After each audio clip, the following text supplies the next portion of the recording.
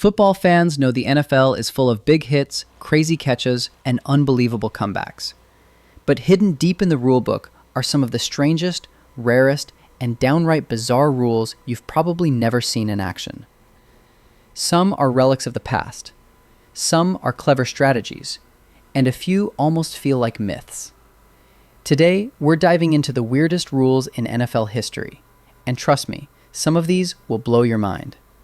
Let's start with one that gives teams a free shot at points, the fair catch kick. The fair catch kick is one of the strangest rules in the NFL. After a punt returner signals and completes a fair catch, the receiving team has the option to attempt a free kick from that exact spot. What makes it so unusual is that the defense can't rush the kicker. There's no line charging in. It's basically a free field goal attempt. The ball is kicked off the ground, usually with a holder, just like a normal field goal.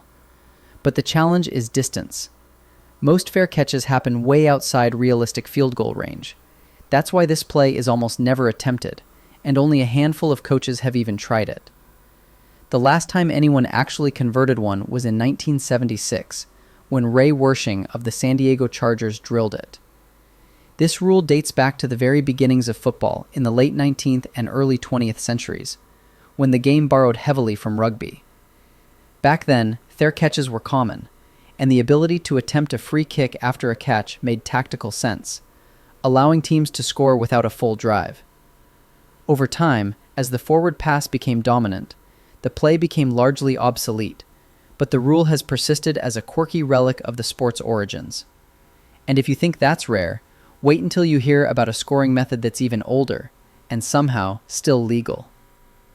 One of the oldest, oddest rules still legal in football is the drop kick. Instead of holding the ball for a kicker, the player drops it, lets it hit the ground, and kicks it off the bounce.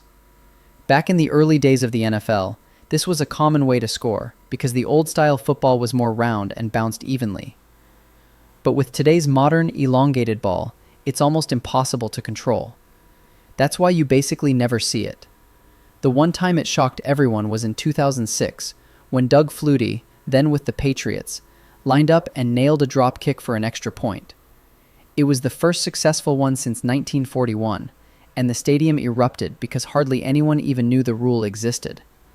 Since then, no one's pulled it off, but it remains a legal, if nearly extinct, part of the game. Dropkicks were widely used in the early 1900s, particularly when the football more closely resembled a rugby ball. Back then, the dropkick was a reliable scoring method for field goals and extra points. Legendary players like George Blanda and Bronco Nagurski made their mark with this technique. The evolution of the football's shape and the rise of specialized place kickers eventually made the dropkick largely ceremonial, though it's still technically legal in the rulebook today. While the dropkick feels like a throwback, sometimes coaches actually use the rulebook in strange ways on purpose, like giving points to the other team. Giving the other team points on purpose sounds insane, but sometimes unintentional safety is the smartest play in football. Instead of punting from deep in their own end zone, a team might have the quarterback or punter run out of bounds in the back of the end zone.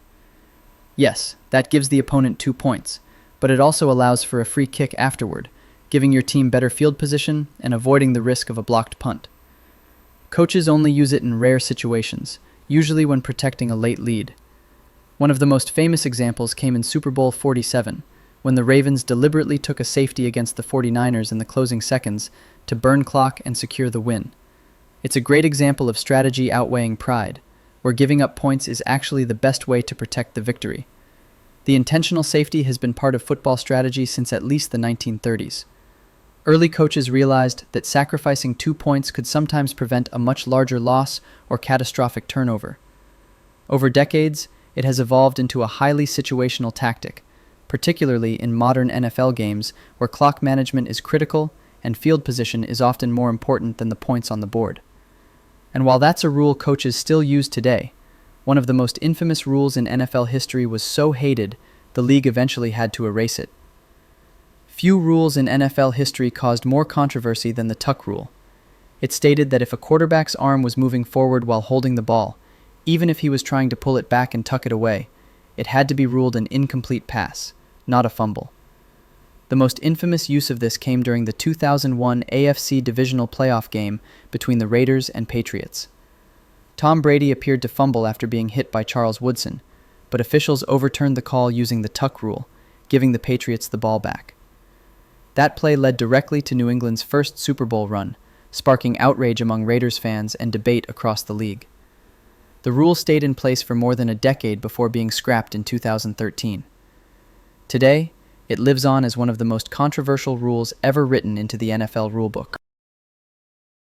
The tuck rule was originally written to clarify the distinction between a forward pass and a quarterback losing possession during a natural tuck motion.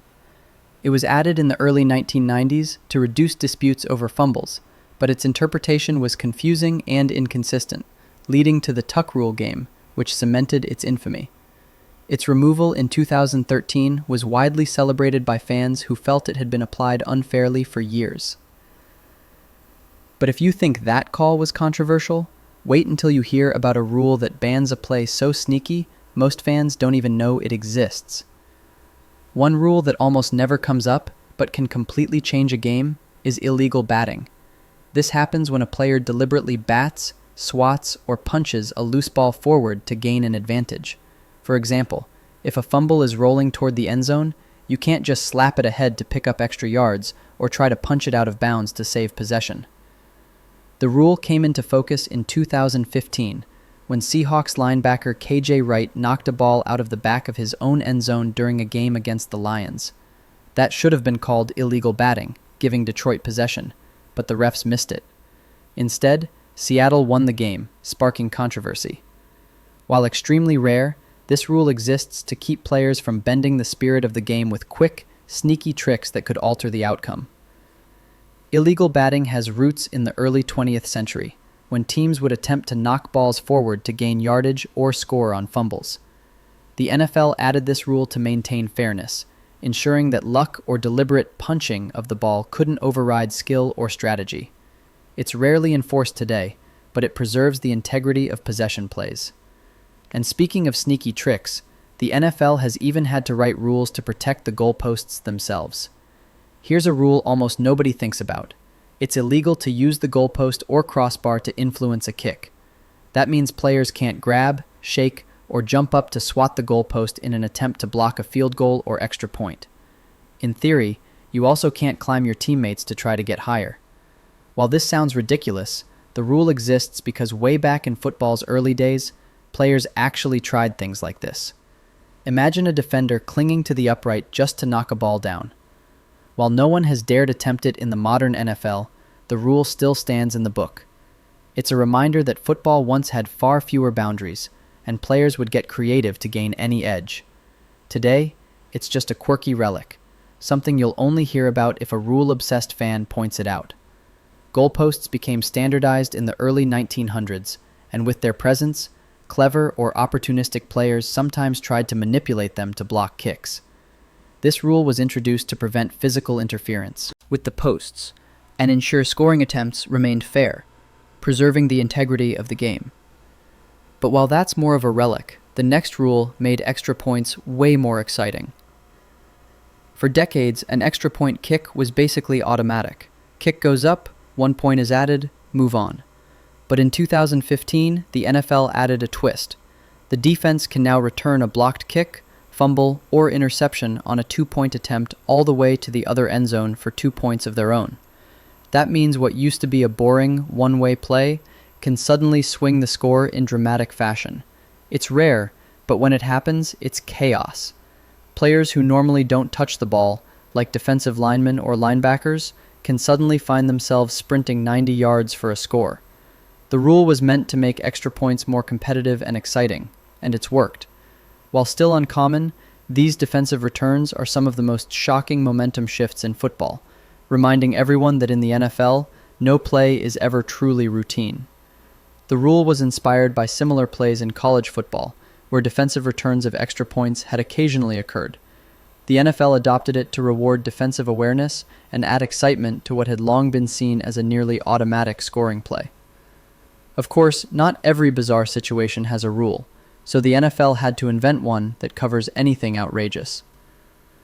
The NFL has a catch-all rule for anything so outrageous it doesn't fit anywhere else, and it's called the Palpably Unfair Act. Basically, if something happens that completely violates the spirit of the game, the refs can step in and fix it however they see fit. One of the most famous examples came in 1954, when a player literally came off the bench to tackle someone on a breakaway. Since then, the rule has almost never been used, but it exists as insurance for bizarre scenarios. Think about it. If a fan ran onto the field and swatted a ball away, or if a coach grabbed a player's leg mid-play, the referees would use this rule to restore fairness. It's one of those rarely mentioned parts of the rulebook, but it ensures the game can't be completely derailed by something absurd or unsportsmanlike.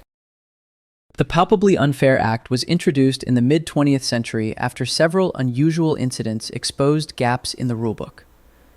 It was designed as a catch-all for plays that were technically legal but blatantly violated the spirit of fair competition.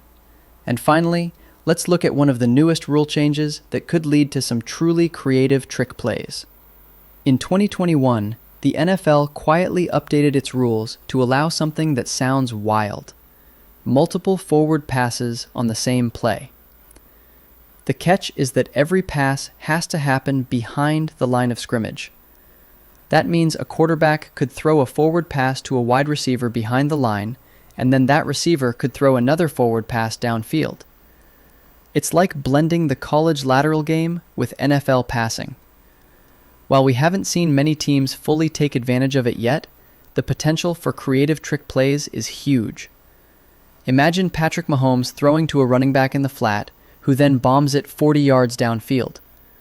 It's rare, risky, and difficult to execute, but in the right situation, it could lead to some of the most exciting highlights in football.